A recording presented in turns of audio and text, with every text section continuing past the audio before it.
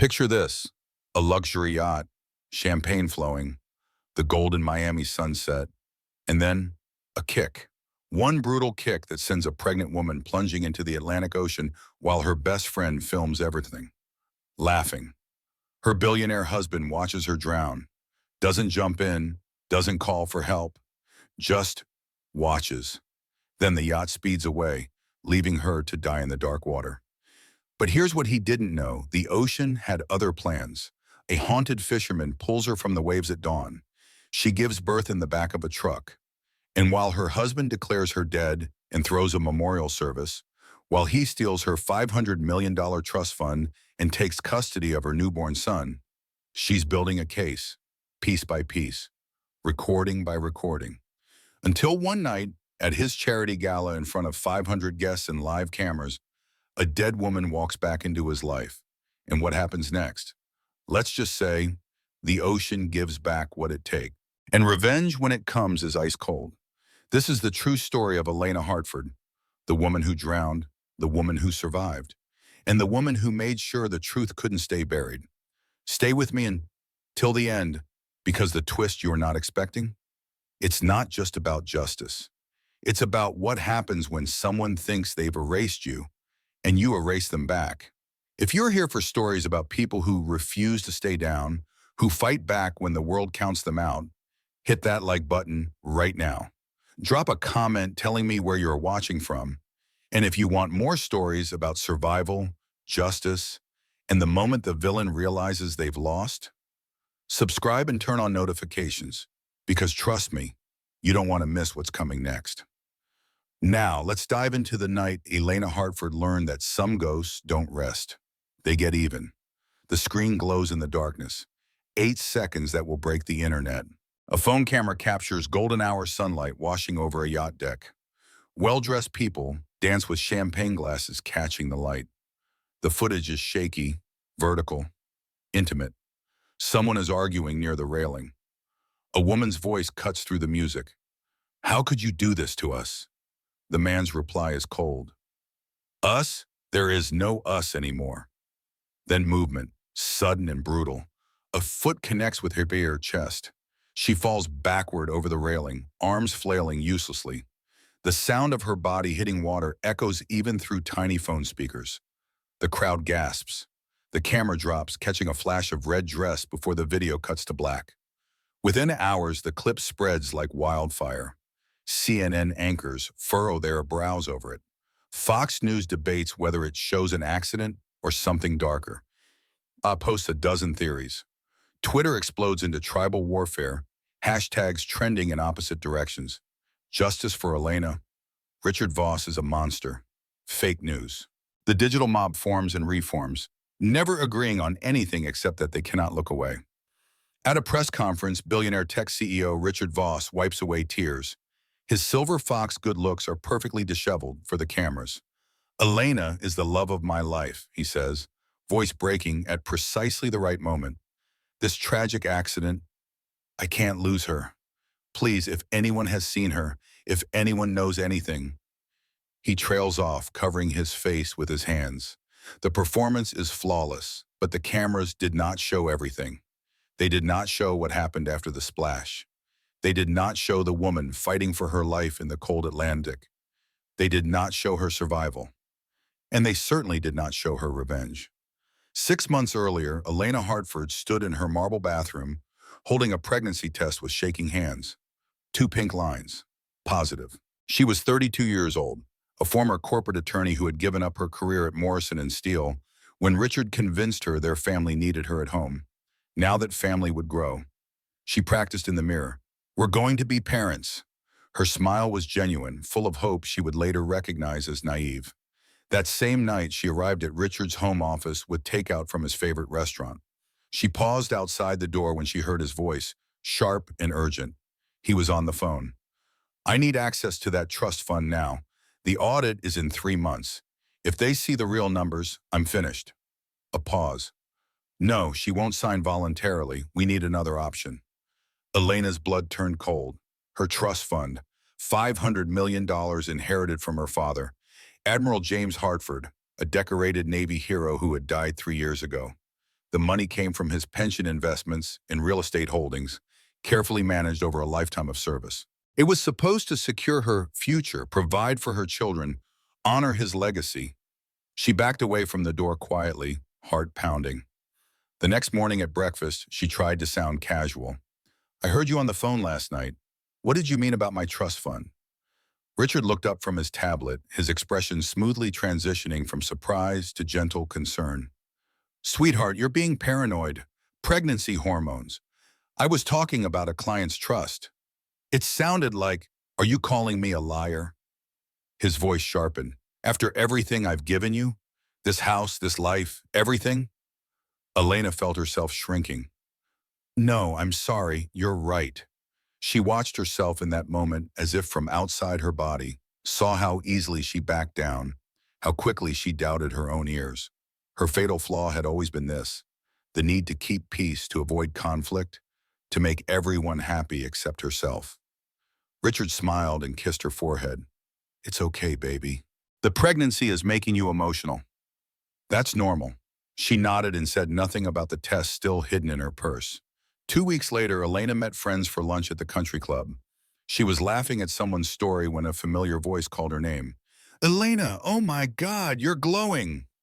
Morgan Price swept toward their table, blonde hair perfectly styled, designer dress hugging curves that Elena knew from college had not come naturally. Morgan had been her roommate at Georgetown Law. They had been inseparable once. Then Morgan dropped out second year, claiming law school was too stressful, too boring, too beneath her.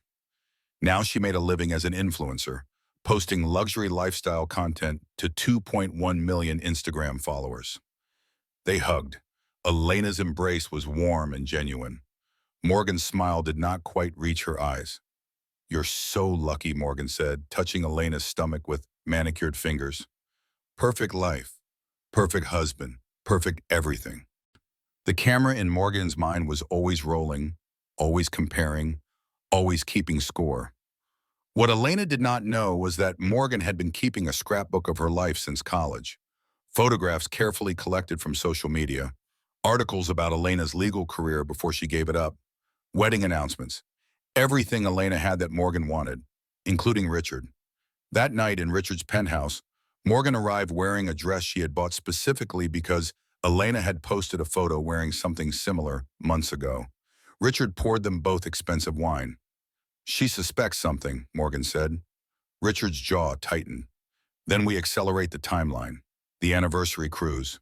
Private guests, middle of the ocean. A tragic accident. What about me, after? He pulled her close. You'll be the grieving friend who helps me through it.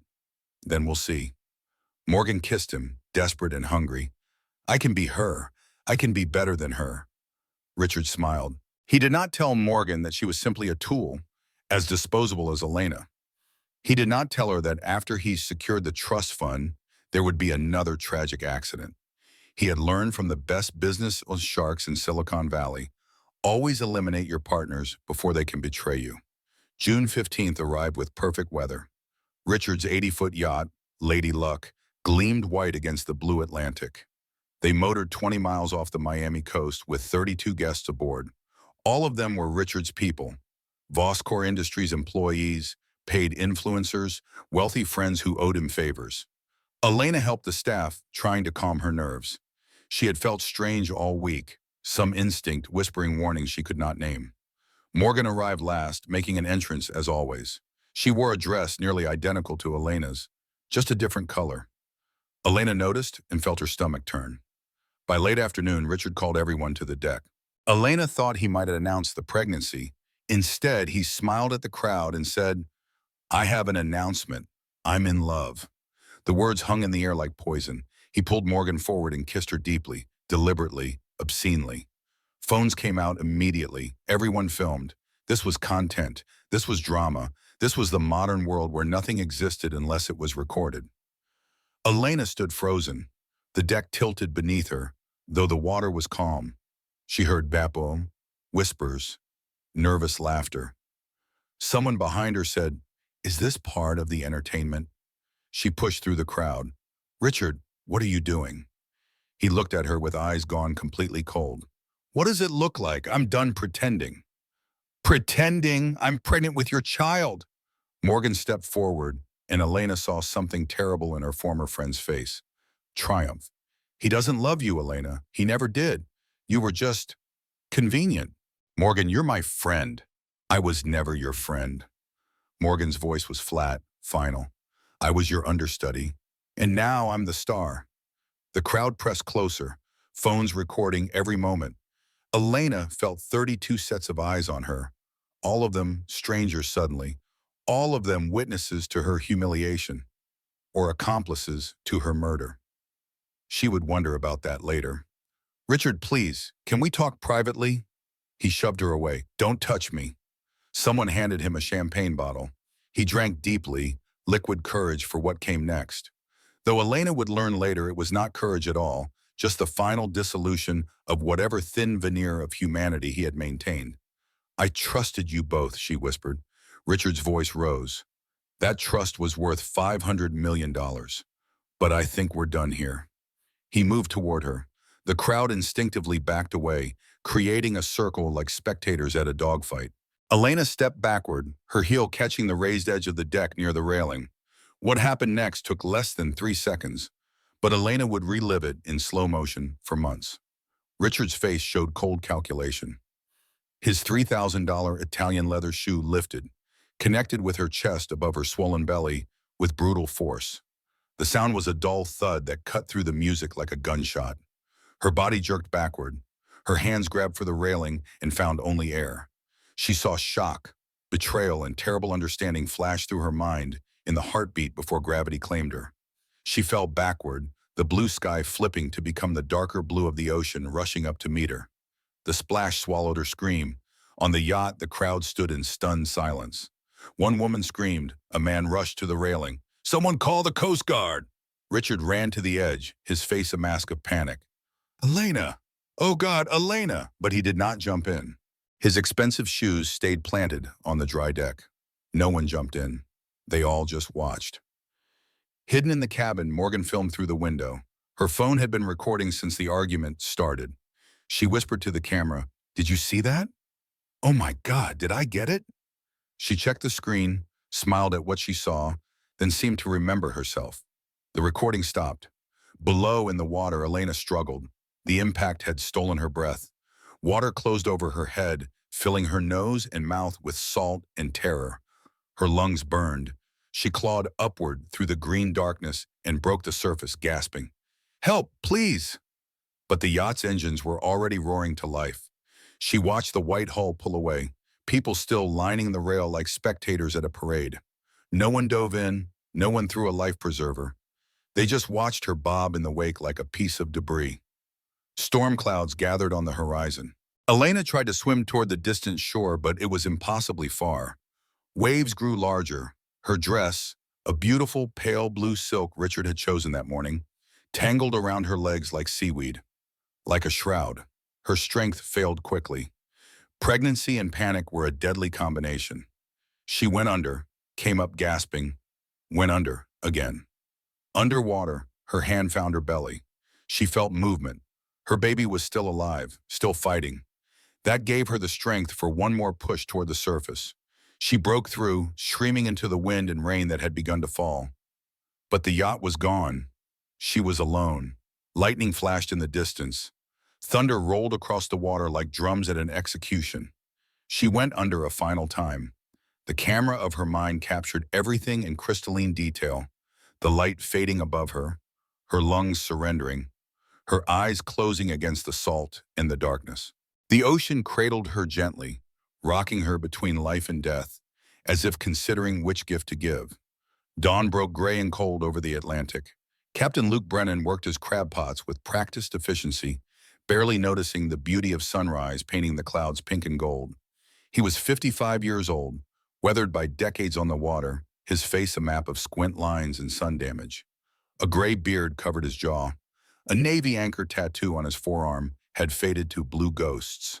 Around his neck hung a St. Christopher medal that had belonged to his daughter, Maya. Dead 10 years, 16 years old and drowned while he waited for the Coast Guard to arrive. 45 minutes they took. By the time they got there, she was already gone.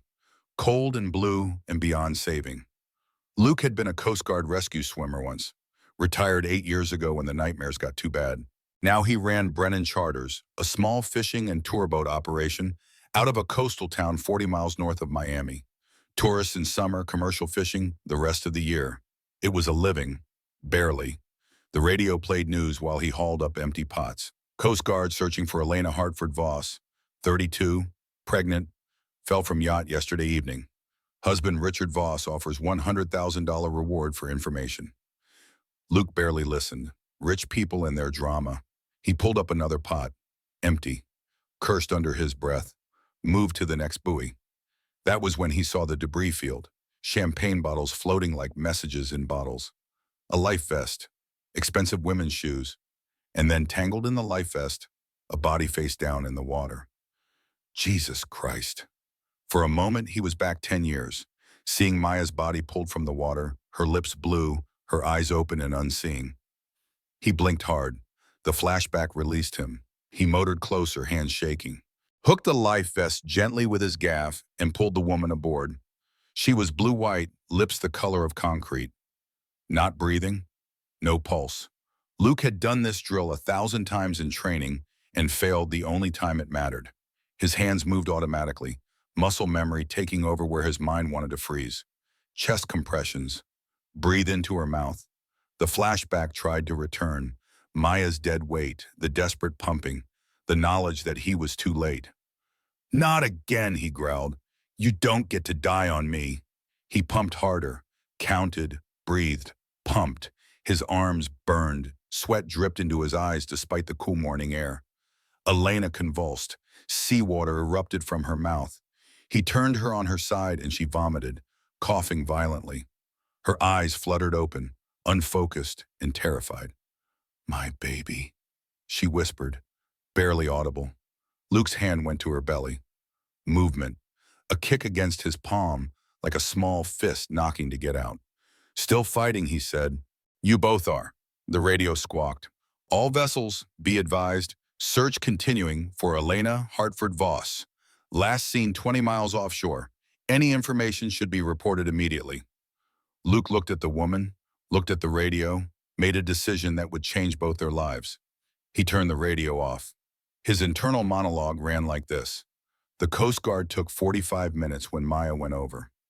This woman's husband is on every channel crying, but he didn't jump in after her. Rich people and their crocodile tears. She needs a hospital, but if he really did push her, and I call it in, they will send her right back to him. Maybe I am crazy, or maybe I am finally doing what I should have done for Maya, trusting my gut instead of the system.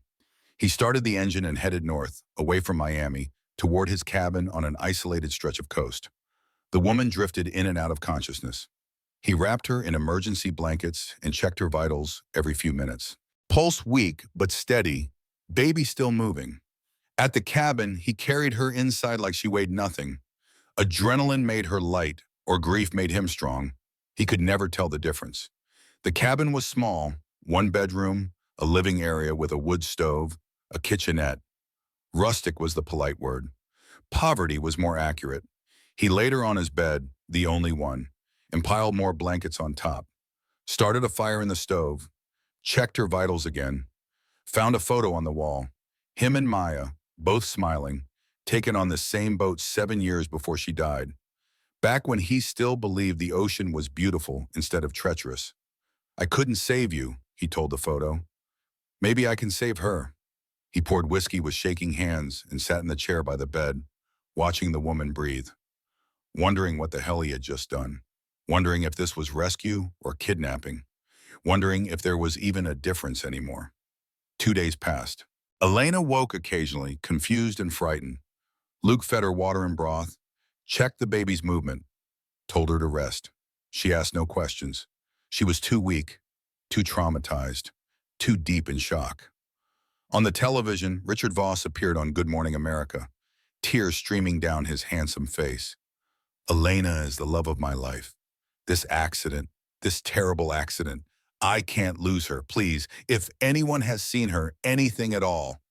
The host asked about the argument. Richard's answer was perfectly calibrated.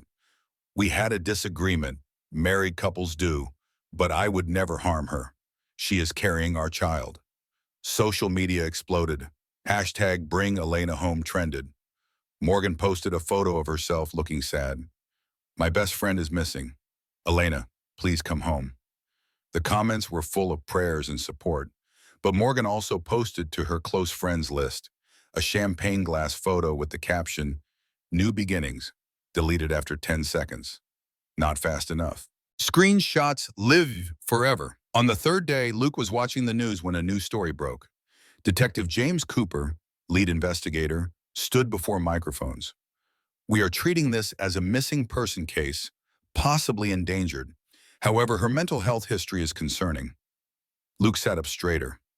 Mental health history? The anchor continued. Sources say Hartford Voss was receiving psychiatric treatment for depression following her father's death 3 years ago. Leaked therapy notes appeared on screen. Confidential medical records somehow obtained by someone with money and connections. Patient expresses feelings of worthlessness. Discussed father's death. Guilt about not being there. The anchor's voice was grave. Was this a woman in crisis? In the bedroom, Elena stirred. She sat up suddenly, eyes wild. Where is my baby? Luke rushed in. Easy, easy. Baby is okay. You are okay. She looked around, panicked. Who are you? Where am I? My name is Luke. I pulled you out of the water. I need to get to a hospital. He turned the small television toward her. She watched her own missing person story unfold. Richard crying, the speculation about her mental health, the carefully constructed narrative that she had jumped. He's lying, she whispered. He's lying. He tried to kill me. I know, Luke said. She tried to stand. Her legs buckled. He caught her before she hit the floor. You are in no shape to go anywhere. I have to tell the police. Tell them what? That your billionaire husband pushed you? With what proof? People saw. People who work for him. People who signed non-disclosure agreements. People who have already told police you were acting erratic before you jumped. He gestured at the television. Where is the video? I see plenty of him crying. Nothing of you falling. Elena sank into the chair beside the bed, understanding washing over her like cold water. She was alone, legally dead in everything but name. Her husband controlled the narrative, the witnesses, the evidence. She had nothing. You need time, Luke said, to heal, to think, to plan. I can't just hide. You already died out there. Take the gift, use it. Elena looked at him. This stranger with kind eyes and rough hands and a cabin that smelled like wood smoke and old grief. She had no choice. She was a ghost, and ghosts, she would learn, could move through the world unseen, gathering evidence, preparing revenge. Okay, she whispered. Okay. Luke nodded. Good. First thing you need to do is rest, eat, get your strength back. That baby needs you healthy. What's your name again? Luke Brennan, former Coast Guard, current hermit. He almost smiled. Welcome to the land of the living dead. The first week was lost to trauma and catatonia. Elena curled on the bed in a fetal position, staring at nothing. Luke brought food she did not eat. He tried to talk. She did not respond. The television played news reports about the search being called off after 7 days. Elena Hartford Voss, presumed dead. Memorial service to be held. No reaction from the woman in the bed. But at night, alone in the dark, Elena's hand would find her belly. Feel the kicks, count them like rosary beads. 1, 2, 3. Still alive. Still fighting. On day 8, she woke gasping. Luke rushed in. You are safe. You are safe. I felt him kick, she said. First words in days. The baby kicked. Her hands pressed against her stomach. He's still alive. Real eye contact for the first time. Luke saw something rekindling behind her eyes. Not quite hope. More like stubborn refusal to disappear. I can't let my son grow up thinking his mother abandoned him, she whispered. Then we make a plan, Luke said. Week 3 brought complications. Elena was helping Luke clean up after dinner when the first contraction hit. She gasped, hand flying to her belly. "What's wrong?" Luke asked. "Contractions. It's too early." "How early?" 33 weeks. "He'll die if I deliver here." Luke grabbed his truck keys. "Hospital is 45 minutes. Hold on." He drove like a man possessed, truck rattling over coastal roads while Elena screamed in the passenger seat. Contractions came every 3 minutes. Then 2. The hospital might as well have been on the moon. "We're not going to make it," Luke said. He pulled into a closed gas station. Elena's scream filled the cab. "He's coming now!" Luke's hands shook. "I don't know how to—" "You saved my life," Elena panted between contractions. "Save his." In the back seat of the truck, under flickering streetlights, Luke Brennan delivered a baby. Elena pushed, screaming into the night. He saw the head crowning, impossibly small. Guided the tiny body out with hands that had pulled drowning victims from the sea but never brought new life into the world. The baby was born blue and silent. 4 pounds of fragile humanity that did not move, did not cry, did not breathe. Luke's heart stopped. Not again. Please, God, not again. He rubbed the baby's chest frantically, cleared the airways. Nothing. Silence stretched like the moment before a wave breaks. Then a tiny cry, weak but real, a sound like hope being born. "He's here," Luke said, crying openly now. "Your boy is here." Elena reached out with trembling arms. Luke placed the baby on her chest. He was so small, struggling to breathe, his skin mottled blue and pink, but alive, fighting. "Noah," Elena whispered. "His name is Noah." The hospital emergency room erupted into controlled chaos when Luke ran in carrying Elena, who clutched baby Noah to her chest. Nurses and doctors swarmed them. Questions came rapid fire. "Who are you?" "I found them. She gave birth in my truck." "Ma'am, what's your name?" Elena froze. Luke stepped in. "She's my niece, Kaylee Brennan. She's had a rough time." The doctor was skeptical but busy. Noah was rushed to the neonatal intensive care unit. Respiratory distress, possible brain bleeding. They needed to run tests, needed insurance information, needed paperwork that did not exist.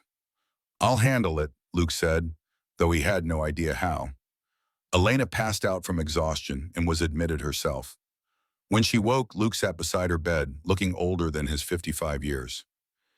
"He's in the NICU. He's fighting." She tried to get up. Nurses held her back. "You need rest too." "I need to see my son." They brought a wheelchair. Luke pushed her through sterile hallways to the NICU viewing window. Behind the glass, Noah lay in an incubator, tubes and wires connected to his tiny body. Machines beeped his heartbeat, measured his breath, monitored his fragile grip on life. Elena broke, sobbing, hyperventilating, the accumulated trauma of weeks pouring out in gasps and wails. Luke held her shoulder but said nothing. What could he say? That it would be okay? He did not know if that was true.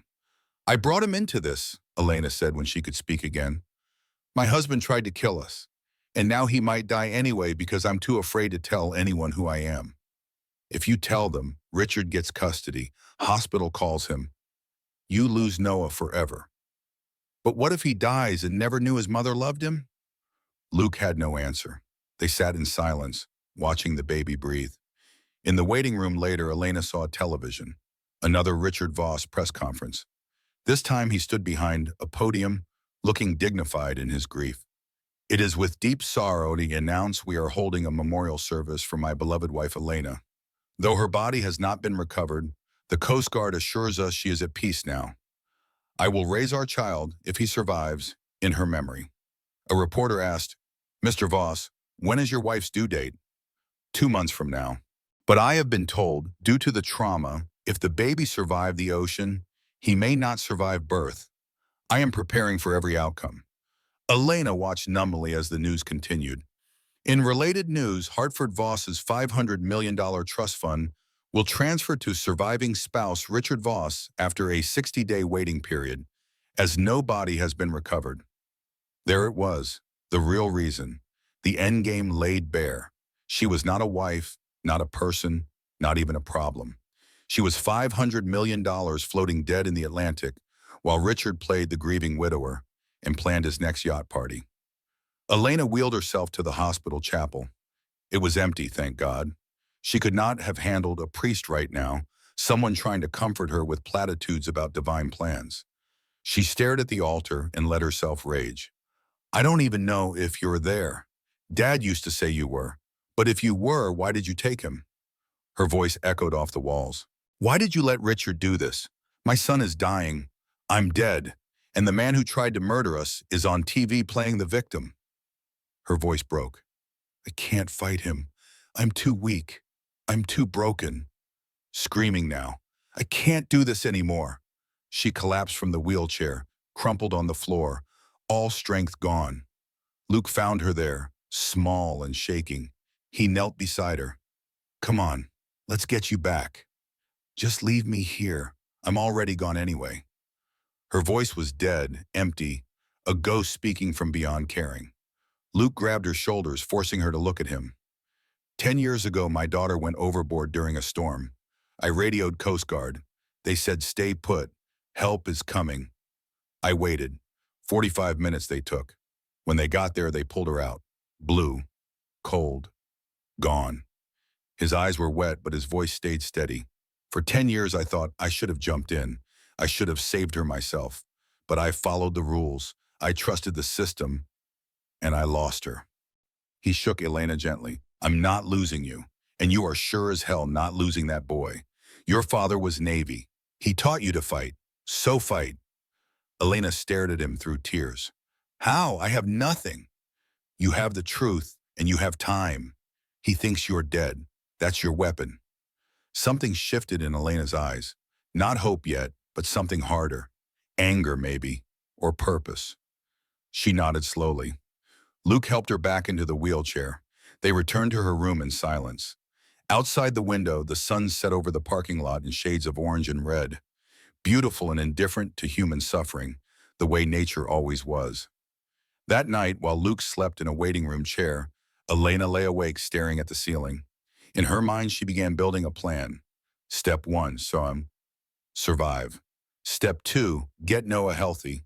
Step 3, destroy the man who tried to erase her. She did not know yet about the video, about Morgan's betrayal going deeper than she imagined, about the evidence that would eventually surface. But she knew enough. She knew Richard Voss had made one critical mistake. He had left her alive. And the ocean, that vast and merciless judge, had spit her back out with a purpose. 30 days after the rescue, Elena stood in Luke's cabin looking at a wall covered in evidence. Photos of Richard printed from online articles. Financial documents Luke had found through public records. A timeline of events written in her own hand. The cabin had transformed into a war room, its cozy rusticity now just camouflage for a battleground. Noah was stable, 5 pounds now and breathing on his own, but still in the NICU. Elena visited him daily, always as Kaylee Brennan, Luke's fictional niece. The nurses were kind but suspicious. Insurance claims sat unfiled. Birth certificates remained blank. The situation could not hold much longer. We need proof, Elena said, staring at Richard's photo. Video, audio, something concrete. Luke leaned against the doorframe. Your friend Morgan was filming. Where is that footage? She posted an 8-second clip to Instagram. It showed me falling, not the kick. Why edit it? Because the full video shows attempted murder. The edited version looks like an accident. So we find the full video. That was when someone knocked on the cabin door. 3 sharp raps. Luke's hand went instinctively to the knife on his belt. Visitors were rare this far up the coast. He opened the door 6 inches, body blocking the entrance. A woman stood there. Mid-30s, sharp business suit, press credentials hanging from her neck. Dark hair pulled back, eyes that missed nothing. I'm looking for Elena Hartford, she said. Don't know who that is. The woman you pulled out of the water 30 days ago, registered at County General as Kaylee Brennan. She pulled out a paper. That's your niece's name. Your niece died in 2012. Obituary is public record. Luke's face betrayed nothing, but his hand tightened on the doorframe. The woman continued. My name is Jessica Martinez. I'm a reporter with the Atlantic Standard. I'm not here to expose her. I'm here to help her bury Richard Voss. Inside the cabin, Elena sat hidden in the bedroom, listening through the thin walls. Luke had not let the journalist in yet. They stood in the doorway like fighters in a ring, sizing each other up. Why would you help her? Luke asked. Richard Voss destroyed my brother's company 4 years ago. Predatory litigation. Stole his patents. Carlos fought back legally. Lost everything. Jessica's voice was flat, factual, but pain lived underneath.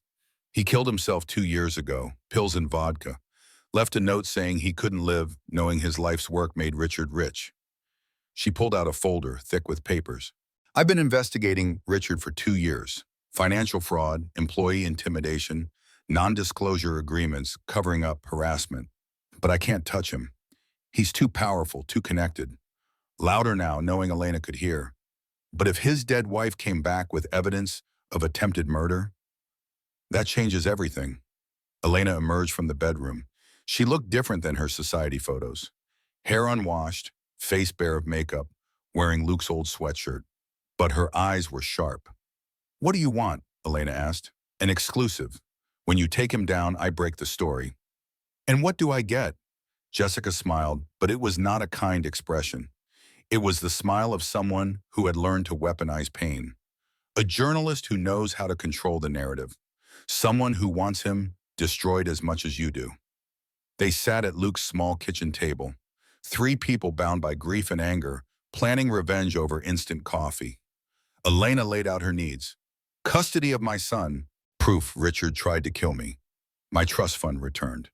And I need documented evidence, on-record testimony, and exclusive rights to the story.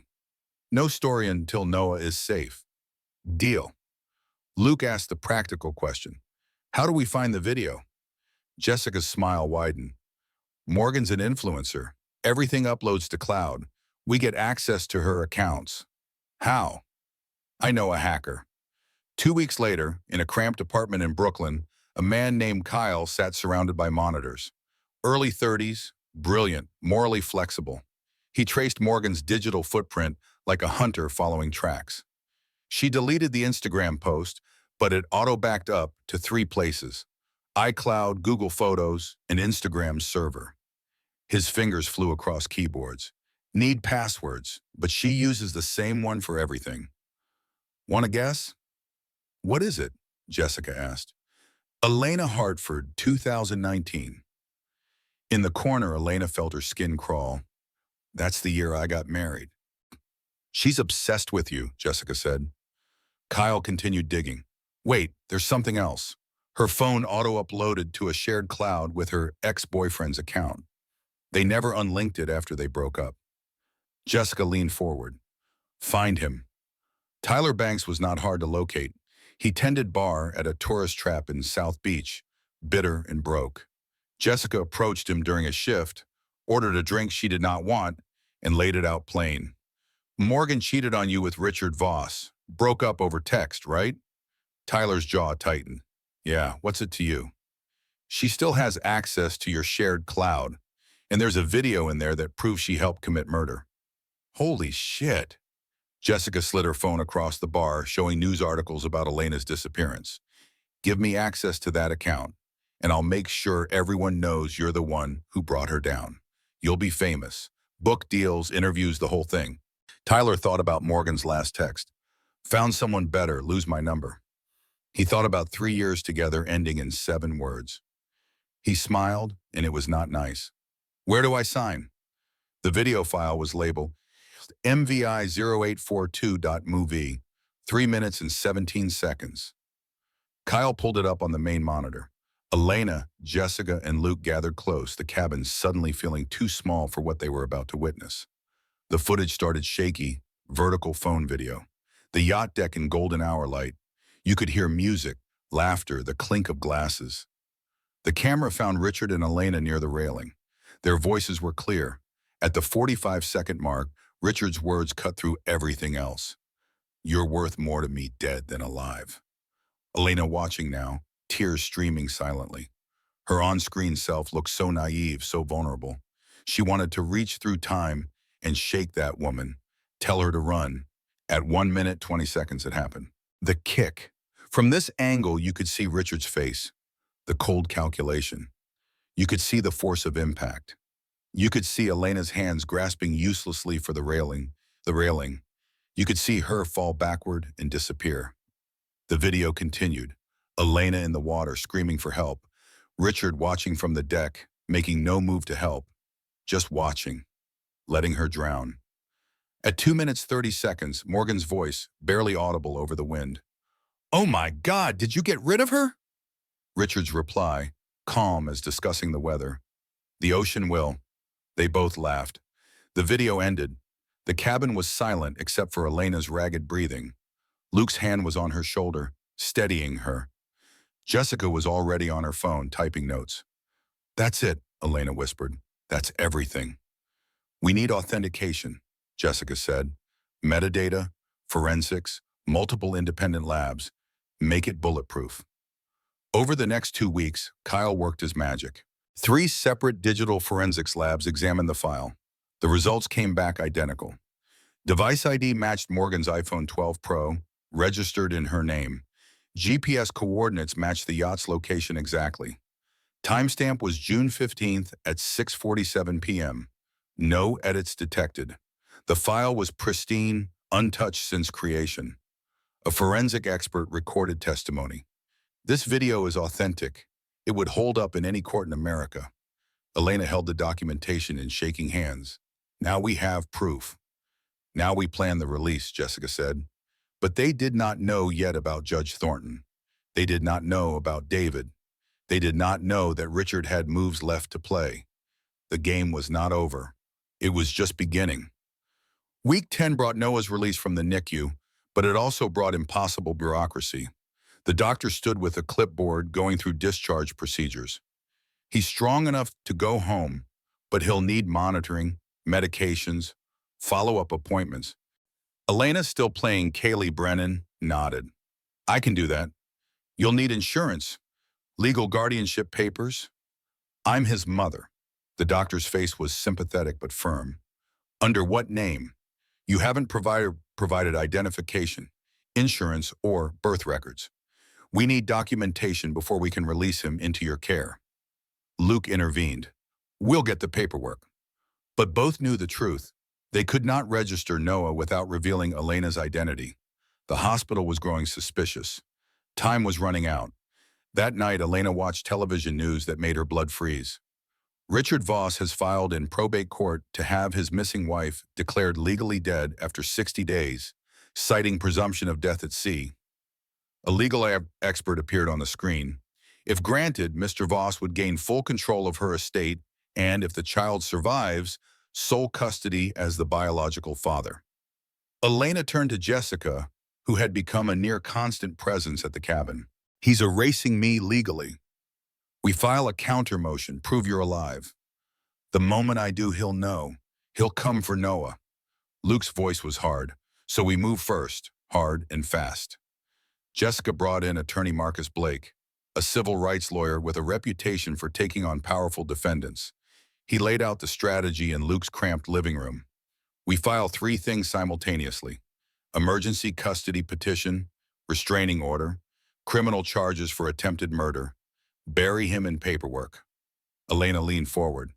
"What about the video?" "We give it to the district attorney." Marcus hesitated. "But what?" "Judge assigned to the probate case is Rebecca Thornton. She's compromised." "How do you know?" Marcus pulled out photos from his briefcase. Company events, galas, parties. In each one, a woman stood near Richard. Amanda Thornton, the judge's daughter, VP at Voscor Industries, $400,000 salary. "Conflict of interest," Marcus said. "But no one has called it out because Richard is too powerful. She rules in his favor. He keeps employing her daughter. It's corruption hiding in plain sight." Elena felt despair creeping back. "So we're screwed." "Not if we go over her head. Federal charges, FBI investigates corruption." They refined the plan over 12-hour days. Step 1, submit video and evidence to FBI, bypassing local police. Step 2, hold press conference revealing Elena is alive. Step 3, file emergency custody with federal court, not Thornton's jurisdiction. Step 4. Public pressure forces Richard's arrest before he can run. When? Elena asked. Richard is hosting his annual charity gala in 2 weeks. 500 guests, live media coverage. We hijack it. Elena's eyes glinted. How? Jessica smiled. We give them a better story than whatever he's selling. But then came week 13, and everything fell apart. Elena received a letter at the cabin, forwarded through Jessica's office. From David Hartford, her brother. The letter was short. Elena, I know you're alive. We need to talk. David. Elena stared at the paper like it was a snake. How did he find me? Jessica looked guilty. I may have reached out, asked if he'd testify against Richard. Without asking me? He's your brother. I thought. Elena's voice went cold. You thought wrong. David Hartford was 35, 3 years older than Elena. Ex-Marine, honorably discharged after Fallujah. Their relationship had always been complicated, carved by their father's unequal love. Admiral Hartford had been abusive to David, demanding and cruel, while treating Elena like precious treasure. David developed PTSD and addiction. The military discharged him. He worked construction now, struggling to stay sober. When their father died, the will was read. Elena received $500 million in trust.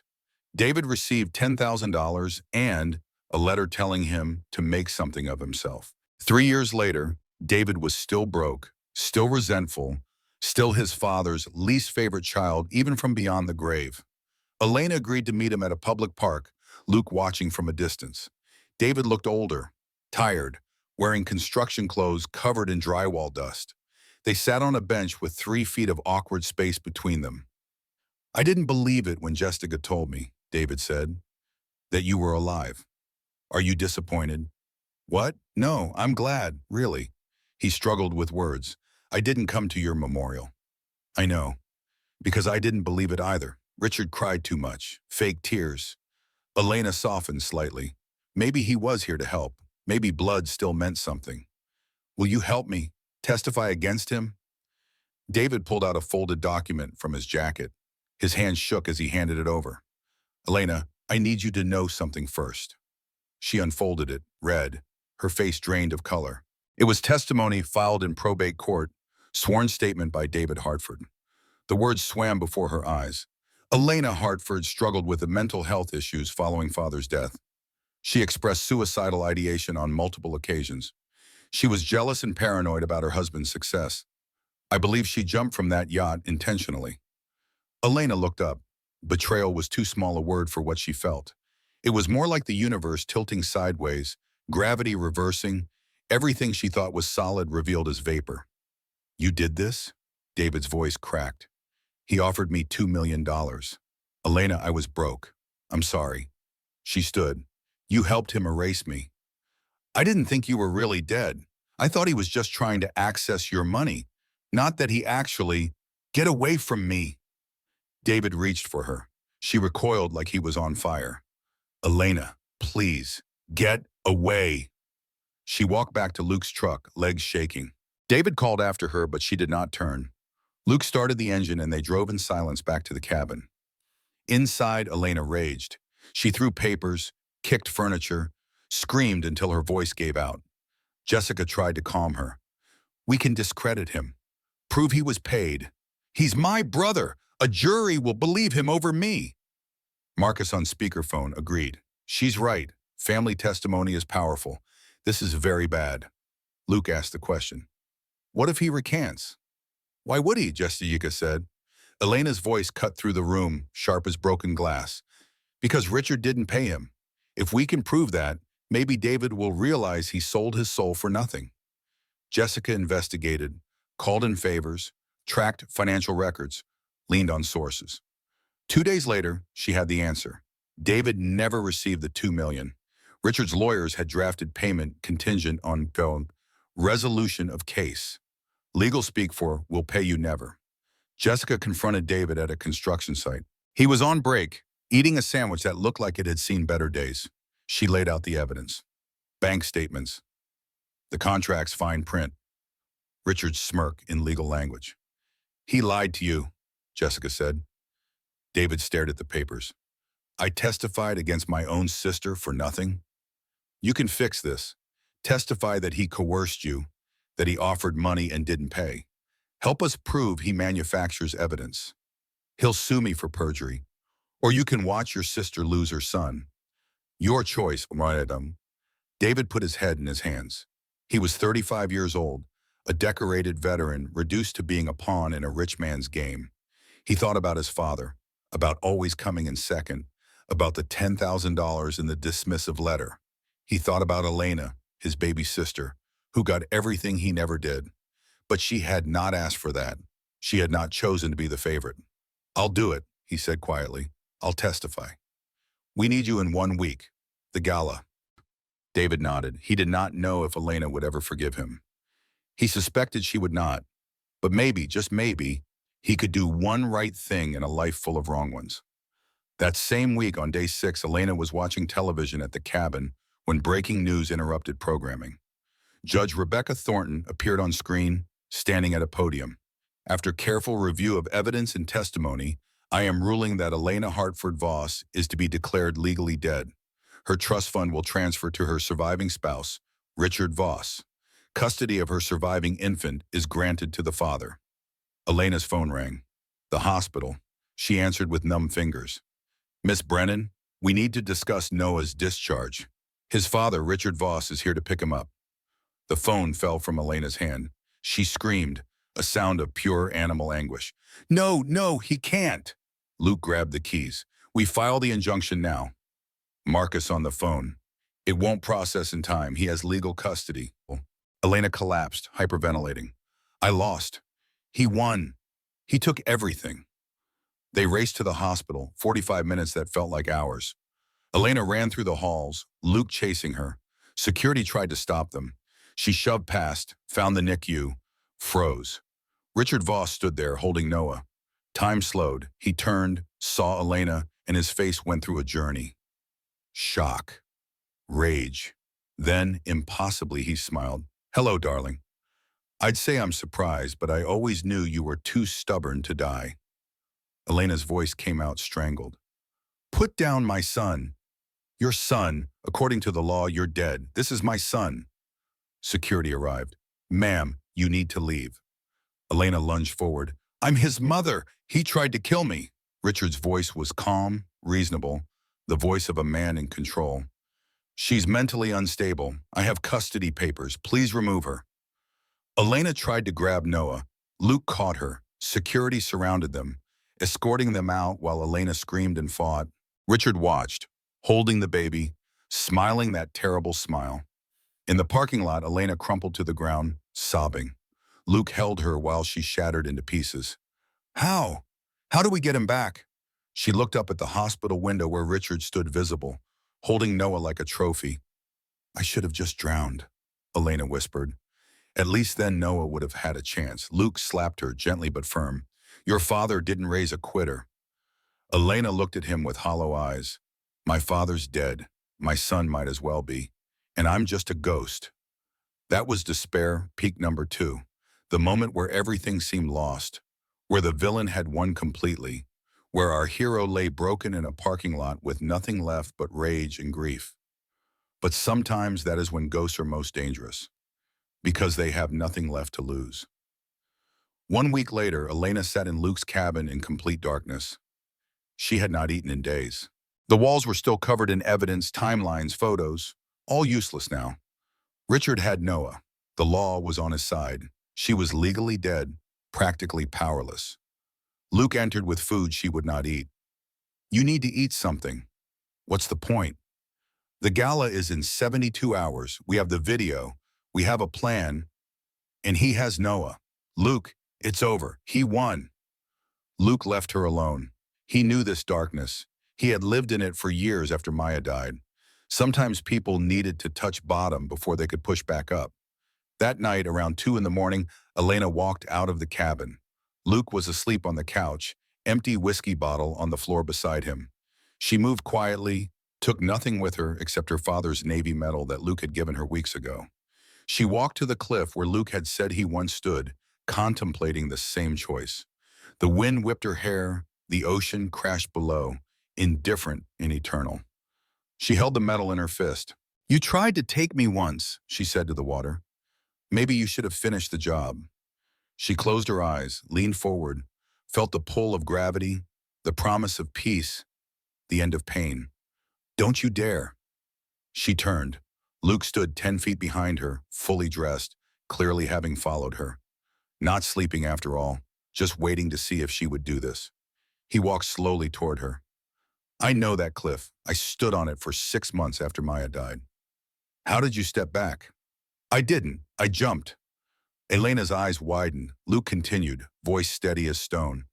I jumped, 30 feet into rocks and water. And you know what? The ocean spit me back out. Broke 3 ribs in my left arm. Coast Guard found me washed up 2 miles downshore. He stood beside her now, close enough to grab if she fell. I woke up in the hospital and thought, that bastard ocean won't even let me die.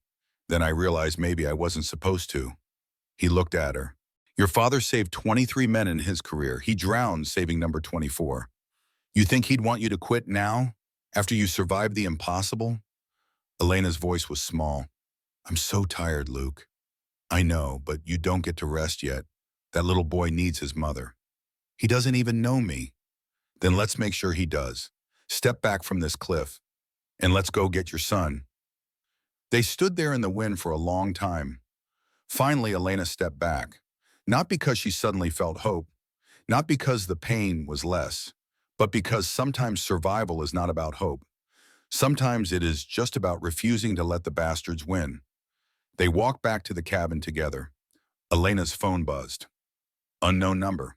A text message. I have what you need. We should talk, M. Elena showed Luke. Who is M? Morgan? Why would she help me now? Another text appeared. Because he's going to kill me too, and I don't want to die alone. A photo attached. Morgan's face, makeup smeared, bruises visible even through poor lighting. Elena's jaw set, something hard clicking into place behind her eyes. Set up the meeting. This was despair, peak number 3, the lowest point, the moment before the turn. Everything that followed would be different. No more running, no more hiding. Now came the reckoning. The meeting was set for the next morning. Public park, broad daylight, witnesses everywhere. Jessica and Luke watched from a car 50 yards away. Elena sat on a bench alone. Waited. Morgan arrived wearing sunglasses that could not quite hide the bruises. She walked carefully, like someone who hurt everywhere. Sat on the opposite end of the bench. The space between them was full of ghosts. Thank you for coming, Morgan said. Elena said nothing, just waited. Morgan removed her sunglasses. The bruises were worse than the photo suggested. Yellow-green fading to purple, days old. He did this 3 nights ago, because I asked when he would marry me. So you finally figured out what he is. I've known for months. Morgan's voice was flat, but I was already too far in. She pulled out a phone, old iPhone 8, cracked screen, held together with hope in a cheap case. This is my old phone, the one I filmed everything on. I told Richard I destroyed it, but I kept it. Why? Insurance. I knew he would betray me eventually. Everyone he touches, he destroys. She handed the phone to Elena like passing over a live grenade. Elena took it, hands shaking. We already have the video, Elena said, from Tyler's cloud. Wow. Not just the video. Morgan leaned forward. Emails, texts. His plans laid out step by step. He wrote me instructions. Make sure she falls backward. Film for insurance. Delete all evidence. Elena scrolled through the phone with numb fingers. Hundreds of messages. Richard's words in black and white. Planning murder like planning a business deal. And recordings, Bob Morgan continued. He told me everything. How he needed your trust fund. How he planned to marry me next, then kill me too. How women are disposable assets with expiration dates. Elena looked up. Why are you doing this? Morgan's face crumpled. Because I was jealous of you my whole life, and it turned me into this. She gestured at herself, at the bruises, at the wreckage of who she used to be. I filmed you dying, I laughed, and now I can't sleep without seeing your face. Tears ran down her cheeks, mixing with old makeup. I don't want forgiveness. I just don't want him to win. Elena stood, started to walk away, Morgan's voice called after her. That's it? You're just leaving? Elena turned back. Her voice was ice. You filmed my attempted murder. You helped him steal my son. You tried to take my life. I know, but you just gave me his. Elena sat back down. Here's how this works. You testify. You give every recording, every email, every text. You face your charges. You take your punishment. And maybe, when you get out, you spend the rest of your life trying to be a better person. Morgan nodded through tears. Will you ever forgive me? No, but I'll use you. It was not redemption, it was transaction. But sometimes that was all you got. Back at the cabin, the team reviewed Morgan's evidence. Jesse's eyes went wide. This is a RICO case. Conspiracy, wire fraud, attempted murder, obstruction. This buries him. Marcus agreed over speakerphone, and I can authenticate all of it. Metadata is intact. Elena leaned forward. How fast can we move? The gala is tomorrow night. FBI needs 48 hours to review. We don't have 48 hours. Richard has Noah. Every day he has my son is a day he poisons him against me. Jessica nodded. So we do both. FBI gets evidence tonight. Media circus tomorrow at gala. Luke asked the practical question. And if FBI doesn't move in time? Elena's voice was hard as stone. Then we make it impossible for them not to. The Carlisle Hotel ballroom glittered under chandeliers. 500 guests in formal wear sipped champagne and pretended to care about whatever charity Richard Voss was pretending to support this year. The event was a who's who of Miami power players. Politicians, business leaders, celebrities all gathered to be seen supporting the grieving billionaire who had lost his wife to a tragic accident. Richard stood at the center of it all, charismatic and composed. A journalist asked him how he was holding up. Elena would have loved this, he said with practiced sorrow. She believed in giving back. I'm just trying to honor her memory. What Richard did not know was that Jessica Martinez had contacted the venue's audiovisual company 2 days earlier. She posed as Richard's PR director, explaining they wanted to add a surprise video tribute. The AV company gave her remote access codes. Kyle uploaded video files to their server, scheduled for 8:15 p.m. autoplay. It'll loop on every screen, Kyle had promised. They can't stop it without cutting power to the whole ballroom. Meanwhile, Marcus Blake delivered evidence to the FBI field office downtown. Agent Brooks, mid-40s and skeptical, looked through the material with the expression of someone who had seen rich men escape justice too many times. So, this is extensive. We'll need to verify. Marcus cut him off. You have 24 hours. Tomorrow at 8:15 p.m., this goes public via media, with or without you. Are you threatening a federal investigation? I'm expediting one. Richard Voss will be at the Carlisle Hotel tomorrow evening. Your move. Agent Brooks looked at the evidence again, watched the video, read the emails, made a decision. We'll be there. The day of the gala, Elena stood in Luke's cabin, cutting her hair. Long auburn locks fell to the floor. She cut it short, pixie style, then dyed it dark brown, added non-prescription glasses, wore a simple black dress, the uniform of catering staff. Luke watched from the doorway. You sure about this? He thinks I'm dead. I want to see his face when he realizes ghosts can testify. She looked at herself in the mirror, barely recognized the woman staring back. That was the point. Elena Hartford was dead. This was someone new, someone harder, someone who had drowned and come back with nothing left to lose. At 7 p.m., she entered through the service entrance. The kitchen was chaos, staff rushing to plate appetizers for 500. No one noticed one more person in black carrying champagne flutes. She moved through the ballroom, invisible in plain sight. Across the room, she saw him. Richard in an expensive tuxedo, holding court, charming a circle of admirers. He looked happy. He looked like he had won. Her hands clenched around the tray. Jessica texted from the media area. Video goes live in 75 minutes. Stay hidden. Elena circulated, serving drinks, keeping her head down. Then Morgan arrived, still on Richard's arm despite the bruises hidden under makeup. Their eyes met across the room. Morgan froze. Elena shook her head slightly. Don't blow this? But Richard noticed Morgan's reaction. followed her gaze to a catering woman who looked somehow familiar. Something about the way she moved, the set of her shoulders.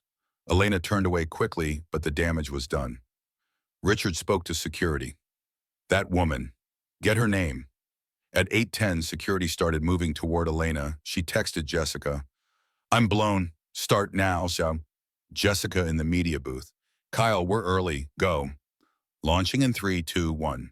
The screens around the ballroom, all 12 of them, flickered. Richard was on stage mid-speech, saying something about resilience and community. The screens cut to black. Then yacht footage appeared. Guests murmured confusion. What's happening? Richard's voice from the speakers, clear as a bell. You're worth more to me dead than alive. The ballroom went silent. Everyone watching now. The video showed the kick, Elena falling, Richard watching her drown. Morgan's voice laughing. Did you get rid of her? Richard's reply, calm as ordering coffee. The ocean will. The crowd erupted. Gasps, shouts, chaos. Richard ran toward the control booth. Turn it off. The technician frantically typed, I can't. It's locked remotely. The video looped, playing again. Guests pulled out phones, filming, posting, tweeting. The story was already going viral. No stopping it now. Richard grabbed a microphone. This is fake. Doctored footage. My lawyers will... It's not fake, Richard. The voice came from the back of the room. Everyone turned. Elena stepped forward, removing her glasses. Her short dark hair was different, but her face, her eyes, unmistakable. The crowd parted like the Red Sea, whispers, gasps, phones filming everything. That's her! Elena Hartford! She's alive! Elena walked toward the stage, each step measured. Richard stared at her like seeing a ghost, which in a way, he was. She climbed the stage stairs. They faced each other, 10 feet apart, the video still playing on screens behind them. Richard recovered quickly. That was what made him dangerous. His smile returned. Elena, darling, thank God you're alive. I've been searching everywhere. You kicked me off your yacht while I was pregnant with your son. You declared me dead. You stole my inheritance. You took my child. I don't know what you've been told, but I'm not here to debate you, Richard. Her voice cut through the room. I'm here to bury you. The doors burst open. FBI agents flooded in, local police behind them. Agent Brooks leading. Richard Voss, you're under arrest for attempted murder, conspiracy to commit fraud, wire fraud, obstruction of justice. Richard backed away. This is a mistake. I have lawyers. I'll be out by morning. Agents surrounded him, pulled his arms behind his back, snapped on handcuffs. Richard looked at Elena, rage finally breaking through his polished surface. You'll never prove anything. I already did, Elena said. Morgan stepped forward from the crowd. I'm testifying. I have recordings, emails, everything. Richard's face went purple. You bitch! I made you. You made me a criminal. Now I'm making you a convict. David pushed through the crowd. I'm testifying too. You already testified for me. I'm recanting. You never paid me. You used me. I'm done. Richard to the agents, voice rising to a shout. These people are lying. This is a setup. I demand my lawyer. Agent Brooks was unmoved. You'll have that right. Down at federal lockup.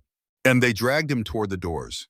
His last view was Elena, standing on stage, alive, victorious. The ghost who came back to haunt him. Elena approached the podium, tapped the microphone. The room fell silent. Every phone camera pointed at her. Jessica's live stream had 50,000 viewers and it climbing. My name is Elena Marie Hartford. 90 days ago, my husband tried to murder me. Her voice was steady, clear. I survived. My son survived. And tonight, the truth survived. She looked directly into the cameras. To every woman watching this who's been told you're crazy, you're paranoid, you're too emotional, you're not. Trust your gut. Document everything and never, ever give up. A pause. The ocean tried to swallow me, but I'm still here, and so is my son. And tomorrow I'm bringing him home. The ballroom erupted in applause, mixed with shock and confusion. But Elena did not care about their reaction. She cared about one thing. She walked off stage, out of the ballroom, Luke waiting for her in the lobby. "Let's go get Noah," she said. They drove through Miami traffic, lights and sirens from police cars heading toward the Carlisle fading behind them. At the hospital, the staff were watching the live stream on their phones. They recognized Elena immediately. A nurse approached. "Miss Hartford, we didn't know. We're so sorry. Where's my son?" "This way." They led her to the NICU. Noah was there. In his incubator, tubes and monitors still attached but breathing strong. Elena pressed her hand against the plastic. "I'm here, baby. Mama's here." A doctor appeared. "Given the circumstances, we'll prepare discharge paperwork under his legal name. Noah Hartford. You have custody." Elena nodded, unable to speak through tears. Luke stood beside her, silent support. That night, Elena sat in a hospital chair next to Noah's incubator. She did not sleep, just watched him breathe, counting each rise and fall of his tiny chest. Her son, her reason for surviving, her proof that the ocean could not take everything. 6 months later, the federal courthouse was packed. Elena sat in the front row, Noah on her lap. He was 9 months old now, healthy, hitting developmental milestones. His eyes were green like hers. His smile, thank God, looked nothing like Richard's. Richard Voss sat at the defense table in an orange jumpsuit. He looked gaunt, aged, defeated. Prison had stripped away the polished veneer. What remained was just a man, small and bitter and broken. Judge Marcus Reed presided, 60 years old, stern, black, with a reputation for fairness and zero tolerance for corruption. He read through the charges with methodical precision. The prosecutor stood. "Your Honor, the defendant orchestrated a scheme to murder his wife, fake her death, and steal her estate. This was premeditated, calculated evil. The video evidence is irrefutable. The financial evidence is conclusive. Witness testimony is consistent. We ask for the maximum sentence." Richard's lawyer stood, but his heart was not in it. Everyone knew this case was lost.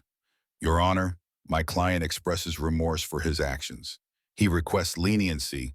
Judge Reed cut him off. "Remorse? I watched the video, counselor. He laughed while she drowned. That's not remorse. That's sociopathy." Richard tried to speak. Judge Reed silenced him with a look. "Richard Voss, you are hereby sentenced on the charge of attempted murder to 25 years in federal prison. Fraud, 10 years concurrent. Conspiracy, 5 years concurrent. Total sentence, 25 years. You will be eligible for parole after 20 years. Court is adjourned." The gavel struck, final and irrevocable. Richard was led away in chains. He did not look at Elena. She would not have cared if he did. Morgan Price's sentencing was separate. She stood before the judge in prison orange, thinner, older looking than her 29 years. Her lawyer explained the cooperation deal. Judge Reed was less harsh. "Miss Price, you are sentenced to 5 years for accessory to attempted murder, 3 years concurrent for obstruction. With cooperation credit, you'll be eligible for parole after 3 years. A pause. Use that time to become someone different, someone better." Morgan nodded, crying. "I'm sorry," she said, looking at Elena. Elena looked away. Some betrayals did not earn forgiveness. They just earned acknowledgement. David Hartford's case was resolved quietly. Perjury charges dropped due to cooperation. 2 years probation, 500 hours community service. Elena attended his hearing but sat in the back. Afterward, they did not speak, just nodded once, in acknowledgement of shared blood and separate paths. Judge Rebecca Thornton faced her own reckoning, disbarred for judicial misconduct. 18 months in federal prison for obstruction. Her daughter Amanda was fired from Voss Corps under investigation for embezzlement. Their family name, once respected, now synonymous with corruption. Detective James Cooper, who had initially dismissed Elena's case, took early retirement. The guilt ate at him. How close he had come to letting a murderer walk free. 18 months after the gala, Elena stood in front of a renovated building on the Florida coast. The sign above the door read Hartford House, Domestic Violence Support and Legal Aid. Inside, walls held photos of survivors, success stories, resources. Elena worked there 3 days a week. Her foundation provided free legal representation, safe housing, counseling. Funded by her trust fund, finally returned. She had money she would never spend in a lifetime. Better to use it helping others escape what she had barely survived. A woman entered, late 20s, face bruised, eyes hollow. Is this? Can you help me? Elena stood from her desk. Yes, come in. You are safe now. The woman started crying. Elena brought her to a comfortable chair, got her water, let her breathe. They had time. That was what this place offered. Time to heal, time to plan, time to become more than what trauma had made them. Noah's second birthday party was small. Just Luke, Jessica, and her daughter, Marcus, and his wife. They gathered at Luke's cabin, now renovated and bright. Noah ran around on toddler legs, laughing as Luke taught him to throw a baseball. Jessica arrived with a cake. Sorry we're late, traffic. Elena smiled. Perfect timing. They ate cake, sang off key, watched Noah smash frosting everywhere. It was normal. Blessedly, beautifully normal. Later, Elena took Noah to the beach. Different coast, calmer water. Noah wanted to go in. Elena hesitated. Luke saw. I'll be right there with him, Luke said. Elena nodded. She stayed on the blanket while Luke held Noah in shallow waves. The toddler laughed, splashing, fearless in a way Elena might never be again. Her hand unconsciously touched her ribs where the kick had landed. The scar was internal, invisible, permanent. Her phone buzzed. Email from women's prison. From Morgan Price, inmate number 847392. Subject: I'm sorry. Elena deleted it without reading. Some apologies changed nothing. Further down the beach, she saw a figure sitting alone. David, watching from 100 yards away. Seeing Noah play, seeing Elena smile. He did not approach. Just watched for a few minutes, finished his coffee, stood and walked away. Elena saw him leaving, watched him go. No wave, no acknowledgement, just awareness. They were bound by blood but separated by choices. Maybe one day that would change, but not today. Luke brought Noah back, dripping and giggling. Mama, I swam. You did, I'm so proud. Elena hugged him, getting wet, not caring. Again, Noah demanded. Elena looked at Luke. Can you? Always. They headed back to the water. Elena stayed on the blanket, pulled out a photograph. Her wedding photo torn in half.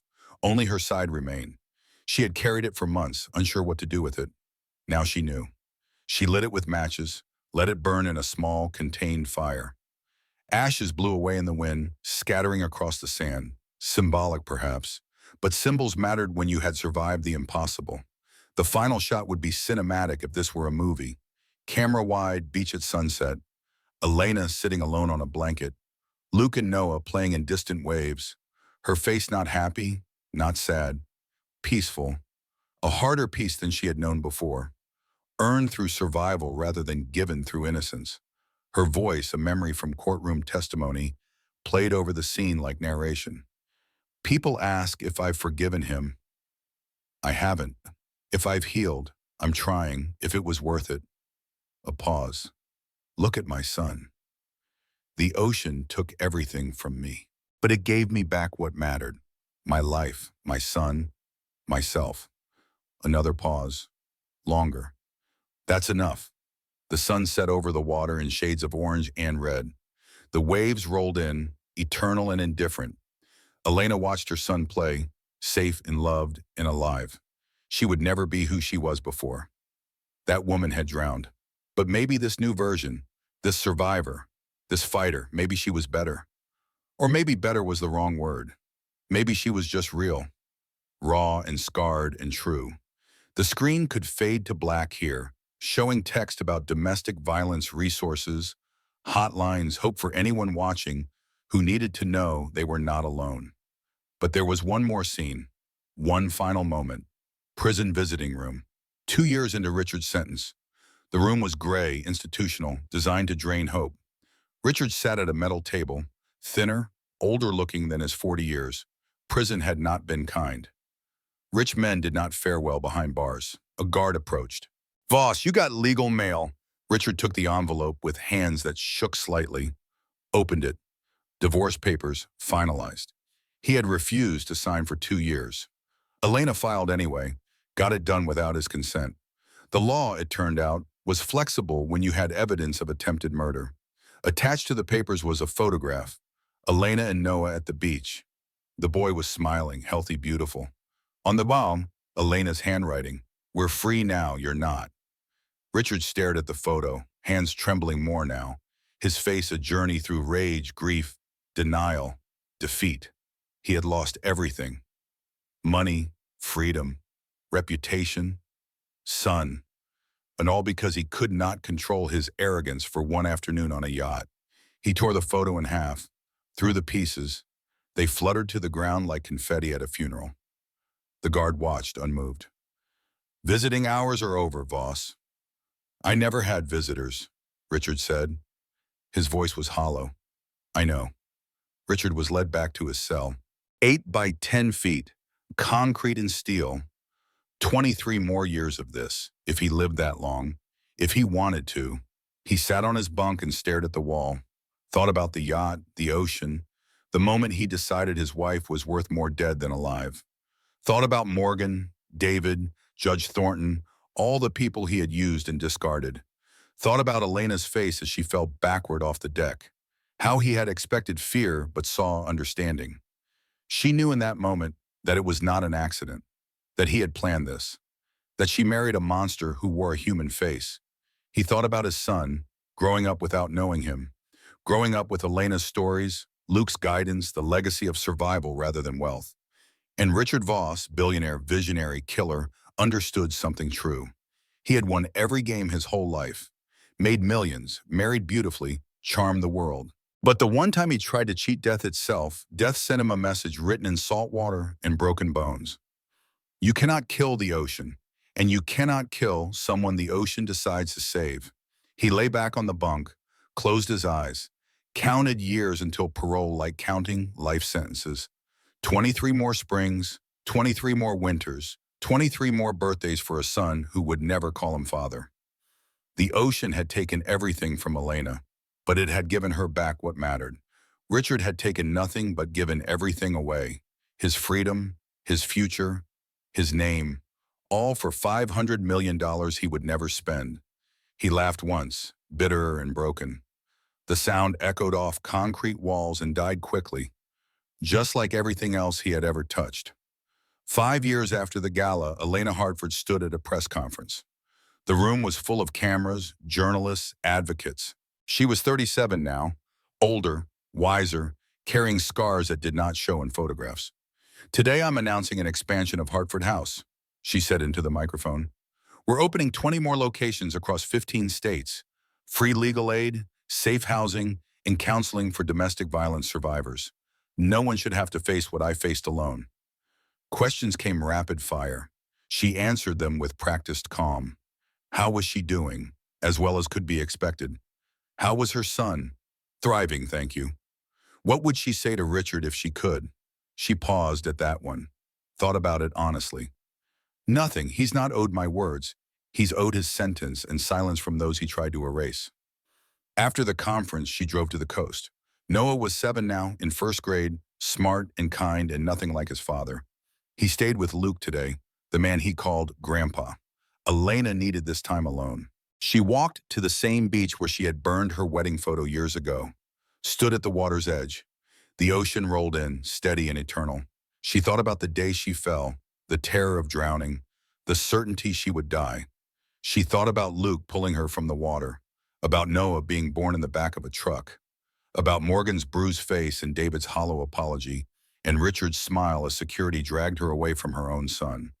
She thought about the video playing on 12 screens while 500 people watched her attempted murder, about standing on stage and telling the truth, about bringing Noah home.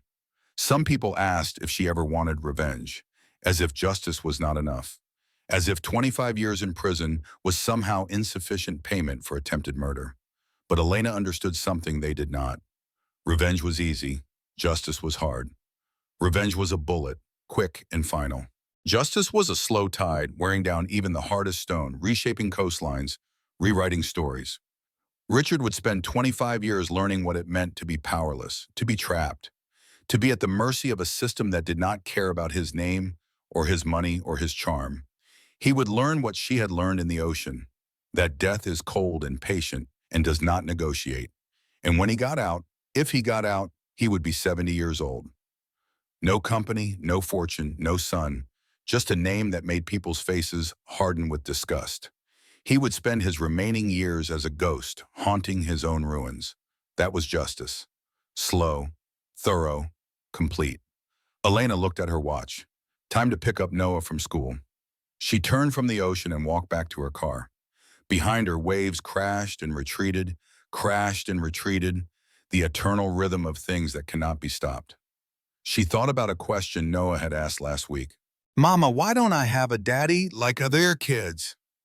She had knelt down, looked him in the eyes, and told him the truth. Age-appropriate truth, but truth nonetheless. Your daddy made bad choices. He hurt people. So he lives somewhere else now where he can't hurt anyone. But you have Grandpa Luke, and you have me, and we love you more than the whole ocean. Noah had thought about this seriously. The ocean is really big. Yes, it is. So you love me really big? The biggest.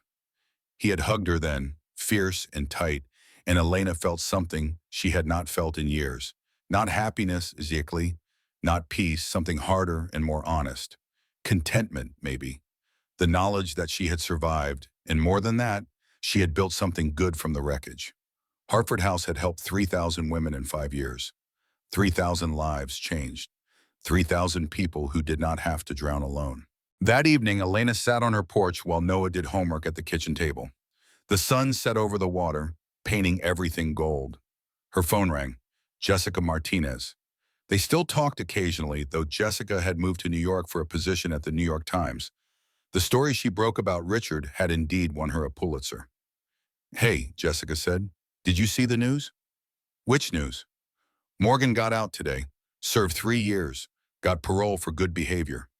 Elena was quiet. Jessica continued. She released a statement, said she's dedicating her life to helping domestic violence survivors. She's working with a women's shelter in Oregon, using her influencer skills to raise awareness. Good for her, Elena said. Meant it mostly. You ever think about talking to her? No. Even after everything she's doing to make amends? Elena watched the sunset. Some things don't get forgiven, Jess. They get acknowledged. She's doing good work, and I'm glad. But that doesn't make us friends. It doesn't undo what she did. Fair enough. A pause. And David? I heard he got married, having that kid. I heard that too. You going to reach out? Maybe, someday, when I'm ready. Elena smiled slightly. Or maybe not. Family is who shows up when it matters. David showed up late and for the wrong reasons. Luke showed up when I was drowning. I know who my family is. They talked for a few more minutes, then hung up. Noah called from inside. Mama, I'm stuck on this math problem. Elena went inside, helped him with fractions, made dinner, gave him a bath, read him a story. The ordinary magic of a life reclaimed. Later, after Noah fell asleep, she sat on his bed and watched him breathe. 7 years old, healthy, safe, loved. Sometimes she still had nightmares. The fall, the water, the drowning. She would wake gasping, certain she was sinking, certain the ocean had finally claimed her. But then she would feel solid ground beneath her, hear Noah's breathing in the next room. Remember she had survived. The nightmares were getting less frequent. Her therapist said that was progress. Lena was not sure progress was the right word. Accommodation, maybe. She had learned to live with the ghosts rather than outrun them. She walked to her study, where the wall still held photos from the investigation. She had kept them as a reminder. Not of what she had lost, but of what she had won. Her life, her son, her truth. On the desk sat a letter she had written but never sent, addressed to Richard in prison. She picked it up, read it again. Richard, you tried to kill me. You failed. You tried to erase me. You failed. You tried to take everything. You failed. I don't forgive you. I don't think about you. This letter is not for you. It's for me. A final acknowledgement that you were part of my story, but you are not my story. My story is Noah, Hartford House. The 3,000 women who didn't drown because I survived to pull them out. You're just the villain in chapter 1. The rest of the book is mine. Elena. She held the letter over a candle flame, watched it burn, let the ashes fall into a bowl. Tomorrow she would scatter them in the ocean. Let the water take these final words, this final ghost. She went to bed early, exhausted from the day, slept dreamlessly for once. Woke at dawn to Noah jumping on her bed. Mama, it's Saturday. Can we go to the beach? She looked at him. 7 years old, gap-toothed smile, green eyes bright with joy. This was what survival looked like. Not perfect, not healed, but whole in all the ways that mattered. Yes, she said, we can go to the beach. The beach was empty at dawn. Elena and Noah walked along the shore collecting shells, watching sandpipers chase waves. Noah ran ahead, fearless, laughing. Elena followed at a slower pace, letting the water touch her feet. She used to be afraid of the ocean. The therapist said that was normal, expected, understandable. But over the years, the fear had shifted. She no longer saw the ocean as her enemy. It was just itself, powerful, indifferent, eternal. It had not tried to kill her. Richard had. The ocean had simply been the weapon. And in the end, the ocean had chosen to return on her, delivered her to Luke's boat, saved her son, made her strong enough to fight back. She thought about the title people had given her story. The woman who was kicked off a yacht, who drowned, who came back from the dead for justice. It was dramatic, viral-worthy, the kind of story that lived on TikTok and Reddit and late-night talk shows. But it was not quite right. She had not come back from the dead. She had never died. She had survived, which was different, harder, more honest. Death was easy. Survival was the hard part. Getting up each day with PTSD and trauma and nightmares, raising a son alone, building a foundation from grief, testifying in court, reliving the worst moment of her life for strangers to judge and dissect. That was survival. Not a miracle, not a fairy tale, just the stubborn refusal to let the ocean take everything. Noah ran back to her, holding a perfect sand dollar. Look, Mama, can we keep it? Of course. He hugged her leg, then ran off again. Elena watched him go, this beautiful boy who had been born in the back of a truck, who had spent his first 2 months in an incubator, who would never remember the man who tried to kill them both. That was grace, she thought, not forgiveness or redemption. Just the simple gift of a child who could play on the beach without fear, who could grow up knowing his mother loved him, who could live a life unmarked by the violence that created him. The sun rose higher, burning off the morning fog. Elena and Noah stayed until lunch, then drove home. That evening, they had dinner with Luke at his cabin. He had renovated it over the years, made it warm and welcoming, a home instead of a hiding place. After dinner, while Noah and Luke played cards, Elena stepped outside, looked at the ocean one more time. The tide was going out, pulling back, revealing the rocky shore. Tomorrow it would return, as it always did, the eternal rhythm. She thought about Richard in his cell, counting years. About Morgan in Oregon, trying to rebuild a life. About David with his new family, trying to forget the old one. About Judge Thornton, disbarred and disgraced. About all the people who had tried to erase her and failed. She thought about the 3,000 women Hartford House had helped, and the 3,000 more they would help in the years to come. Lives saved, futures reclaimed, stories rewritten. And she thought about herself. 37 years old, a survivor, a mother, a fighter. Not the woman she had been on that yacht.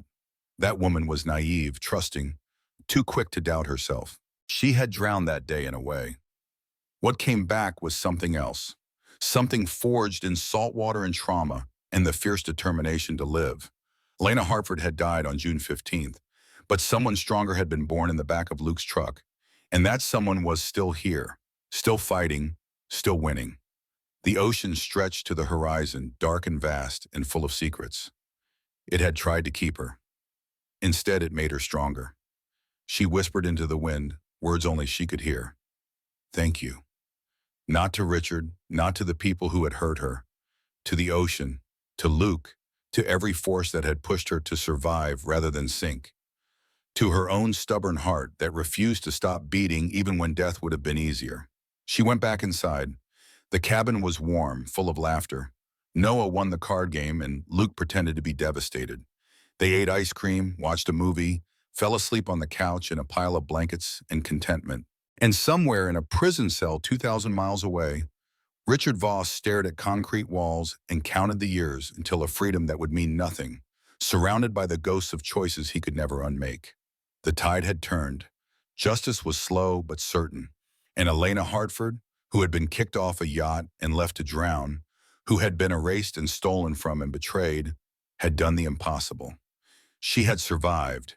She had won, and she had taught her son that the ocean could not take everything as long as you kept swimming. That was her story, not revenge, not redemption, just survival in its truest, hardest, most beautiful form. And that, in the end, was enough.